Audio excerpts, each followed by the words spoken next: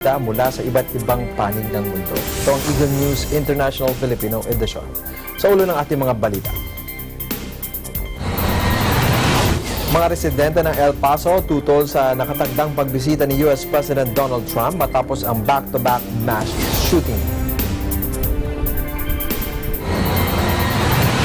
Mexican Mint pinasok ng dalawang magnanakaw mahigit sa $1 milyong na halaga ng gold centennial coins nakuha. Brazilian inmate na sinubukang tumakas sa pamamagitan ng pagdidisguise, natagpo ang patay sa kanyang selda.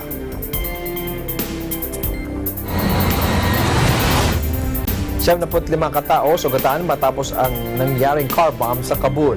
Taliban inako ang nangyaring pag-atake. Ako po si Ben Bernaldez, ang inyong magiging tagapagbalita. Sa detalye ng mga balita. Tutol ang maraming residente ng El Paso sa nakatakdang pagbisita ni US President Donald Trump sa kanilang lugar. Matapos ang nangyaring back-to-back mass shooting na ikinasawi ng 31 katao. Una nang binisita ni Trump ang Dayton sa Ohio at ang Texan border city kung saan 22 naman ang nasawi sa gun massacre. Ayon kay Democratic Presidential Beto O'Rourke, tutol siya sa pagbisita ni Trump sa El Paso dahil siya ang pangunahing dahilan ng galit kaya nangyari ang trahedya. Matatandaan na inilarawan ni Trump ang Mexican at Central America bilang mga kriminal, gang members at rapists. No me siento muy bien que venga. No me siento muy bien que venga porque todo lo que está pasando ahorita son palabras que él ha dicho contra los hispanos y se me hace que de ahí viene todo esto que está pasando ahorita. Es un falta de respeto para el inmigrante, para todo tipo de gente inmigrante como somos todos, no nomás al americano, al inmigrante, porque él piensa que invadimos su terreno y no es así. Venimos por una mejor prosperidad para la vida de uno y a trabajar. Y a trabajar y luchar por la familia, nada más, es todo. I know there's a lot of politicians in our city that aren't very happy about him coming. I personally welcome him. I'm glad he's coming. It means a lot that he would take the time to come and talk to El Pasoans. It actually bothers me that we have a lot of politicians speaking out for all of us because that's not how I feel.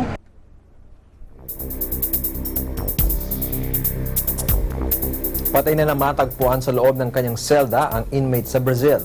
Ilang araw matapos itong magtangkang tumakas sa pamamagitan ng pagpapanggap bilang babae.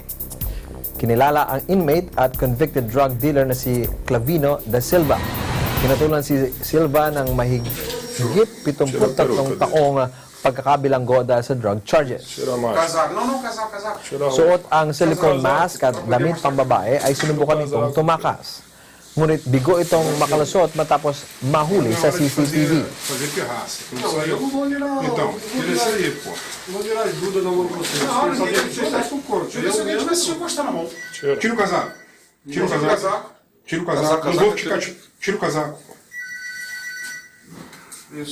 É só tirar a roupa normal. Não tem esculacho. Ninguém tá te fazendo nada, pô. Sem esculacho. Não. Devagar. Calma aí. Isso. Bota de volta o... Não, tem que tirar. Tá bom, tira a máscara. Só um minuto. Pera aí. É isso, não tem esculacho não, pô. Qual é o teu nome? Alvino da Silva, Qual a cela? V7.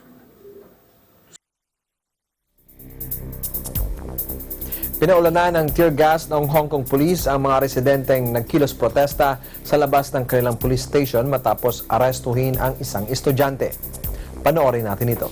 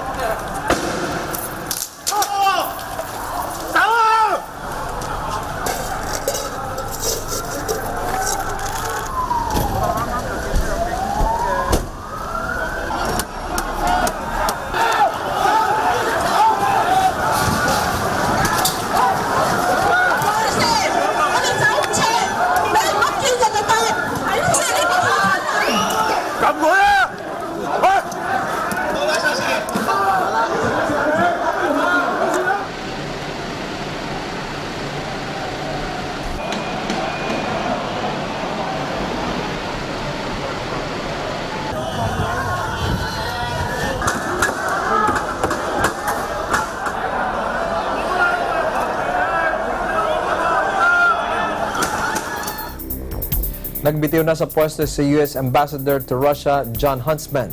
Sa isinumiting sulat kay U.S. President Donald Trump, epektibo ang resignation ni Huntsman sa Oktubre 3. Plano kasi nitong tumakbo bilang governor ng Utah. Naging opisyal si Huntsman sa Utah mula 2005 hanggang 2009. Ang desisyon ay kasunod ng pag-alis din ni Fiona Hill sa Russian Affairs ng National Security Council. Ang iba pang mga balita sa pagbabalik ng Eagle News International Filipino Edition.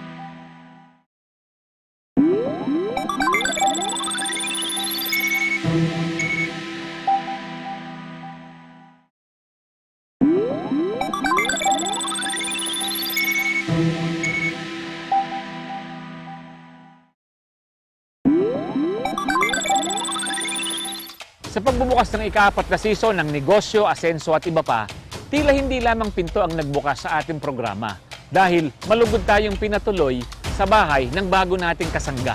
Pinagkakatiwalaan sa pagninegosyo ang Department of Trade and Industry.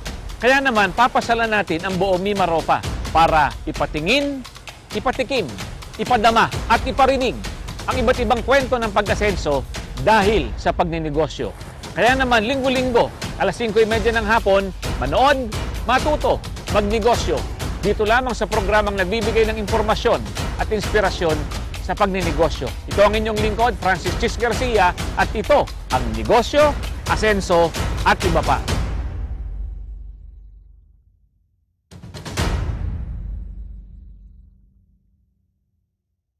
Agila Balita, Lunes hanggang Biyernes, alas 7:30 hanggang alas 8 ng umaga.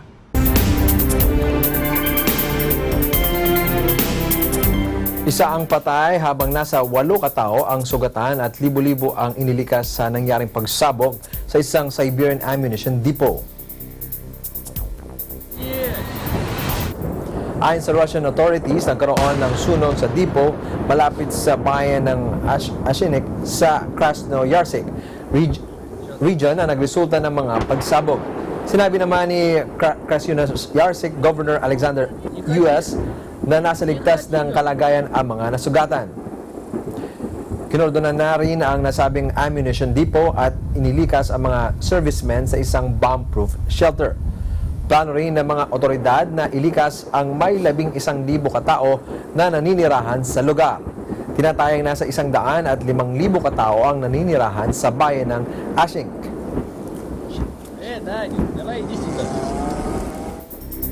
Nakatakdang ipagpatuloy sa August 14 ang ginagawang paglilitis sa 2 pari at isang hardinero na inakusahang ng halay sa isang batang deaf na nasa kanilang pangangalaga.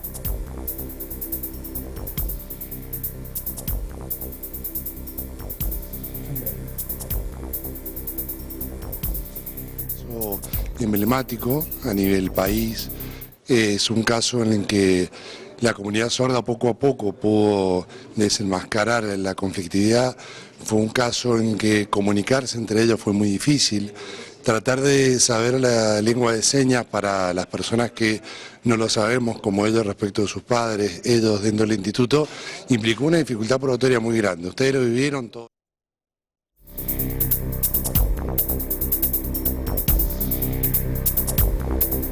Sa iba pa ring top story, ninakaw ang mahigit $1 milyong na halaga ng Centennial coins matapos looban ng dalawang sospek ang isang Mexican mint. Ang paggawaan ng barya ay isang independent agency ng federal government. Ayon sa Security Ministry ng Mexico, tinatayan na nasa 50 million Mexican peso o $2.5 million ang halaga ng nakuhang gold coins. Sa isinagawang investigasyon, nanlaban umano ang dalawang nagnakaw sa security guard at kinuha ang baril nito. Nagtungo sa open vault at kaagad isinilid sa bag ang nakuhang mga gold coins. Ang mga gold Centennial coins na nakuha ay unang inilabas noong 1921 bilang pagunita sa ika-100 taon ng Mexican independence. Ngunit natigil ito noong 1931 at ipinagpatuloy noong 1943 dahil sa lumalaking bilang ng demand ng ginto. Gawa ang nakuhang barya sa 34 grams ng pure gold at may value na 37,500 Mexican pesos kada isa.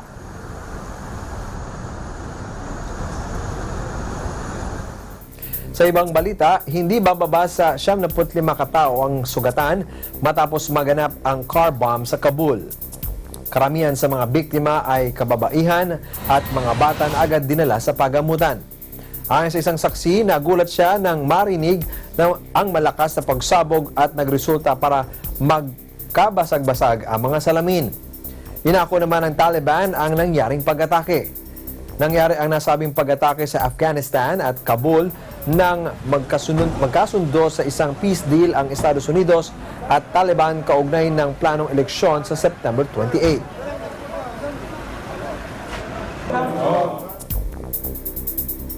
Ang iba pang mga balita sa aming pagbabalik.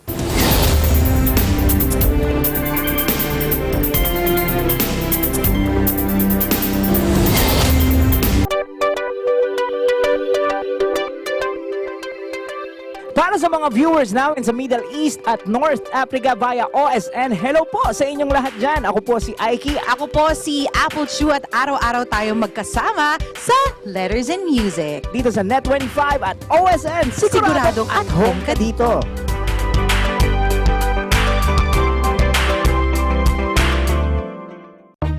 Mga isyong panlipunan.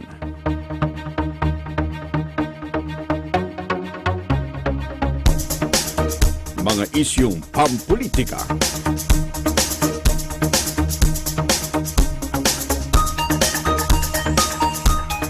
Tatalakayin, lilinawin, kasama ang mga batikang komentarista, Congressman Dante Marcoleta at Jen Sobartiaga sa Ganang Mamamayan.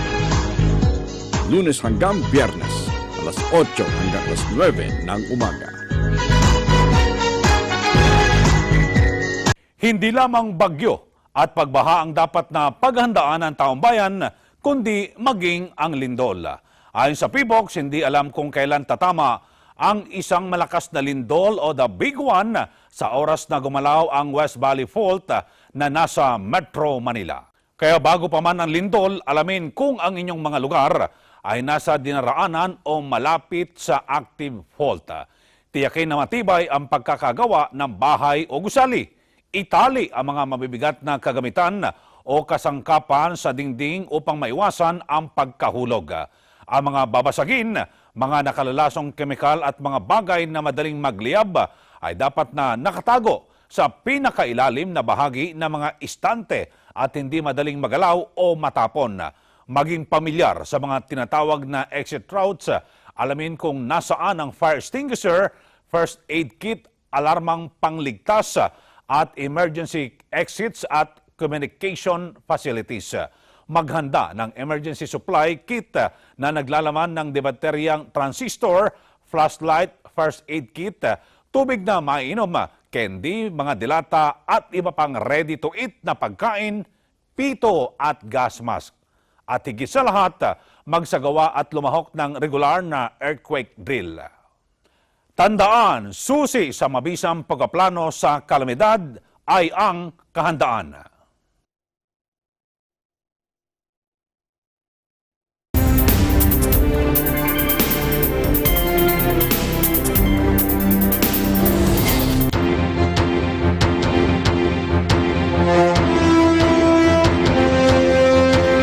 Nasa 2,000 pasyente ang dinadala sa mga ospital sa Bangladesh araw-araw ngayong linggo dahil sa dengue outbreak. Kinumpirma rin ng Bangladeshi government na 5 ang namatay sa dengue at ang kabuuang bilang nito ay nasa 23 na. Ayon naman sa Ministry of Health, nasa 11,451 ang naitalang kaso ng dengue. Dahil sa sitwasyon, pinalakas ng Bangladesh ang mga hakbang nito laban sa dengue bukod sa sinuri ang mga pinamumugaran ng lamok.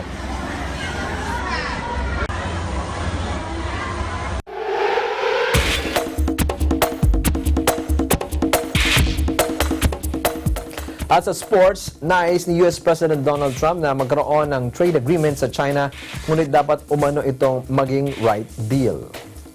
Ayon kay White House Economic Advisor Larry Kudlow, hindi masaya si Trump sa progress result ng US-China trade at patuloy ang depensa sa ekonomiya ng Amerika. Matapos ang maging face-to-face meeting sa Shanghai noong nakaraang linggo, ay nakatakda muling magkita sina Trump at ilang Chinese official sa Washington. The President's view has always been that we have negotiated in good faith. We want to continue to negotiate in good faith with the Chinese. Unfortunately,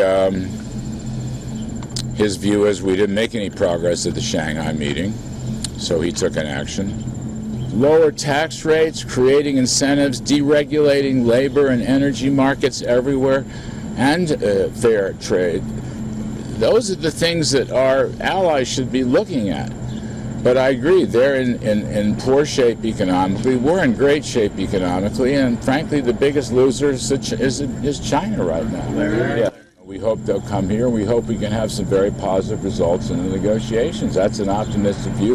The President himself has said that we're open to negotiations. He would like to make a deal. He has said that many times, but it must be a deal in our interests as well as theirs. And again,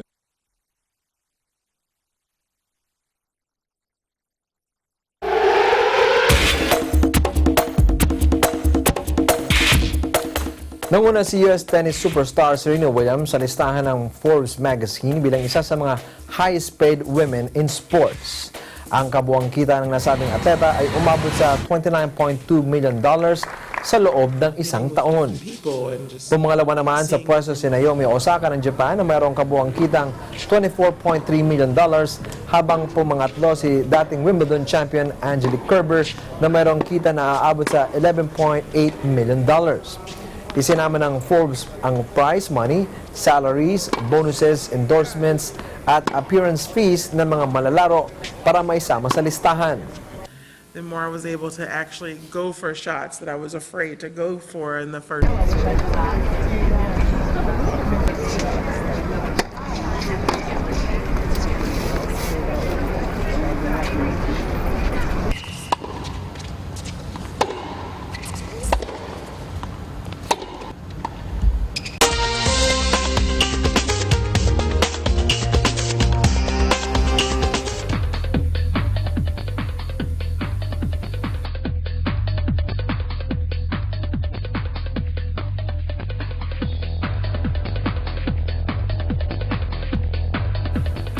Present ang cast ng The Handmaid's Tale sa idinaos na third season's finale celebration sa Los Angeles. Ayon sa main actress nito na si Elizabeth Moss, hindi lamang pagiging superhero ang tinatalakay sa pelikula kundi maging ang pagiging babae sa lipunan. her sometimes whether she's on the good or the bad side, and I think that's really interesting and complicated. I think it's, you know, it's kind of the prison mentality. If you're in that system for how long, how does it actually change you? You know, what kind of person do you become? We're not a show about a superhero. We're a show about a woman, a mother, and a person who's facing adversity, and I think that's a complicated story. I think the interesting thing is June changes so much each year that when you put her in the same world, everything's entirely different because she's a different woman.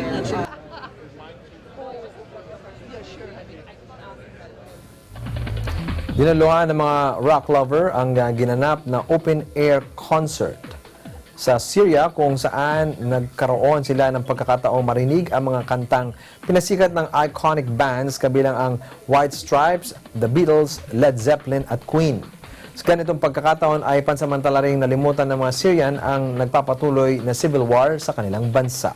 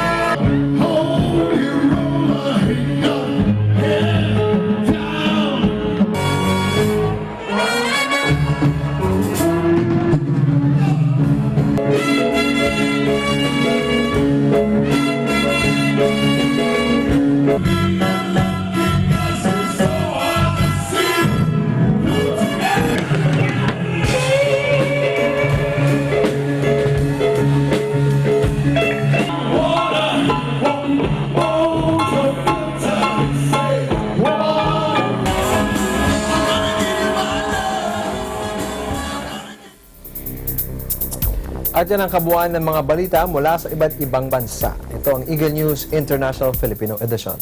Sa pangalan ng mga bubuo sa Eagle News Service, ako po si Ben Bernaldez and I am 1 with 25. Susunod na ang Agila Balita.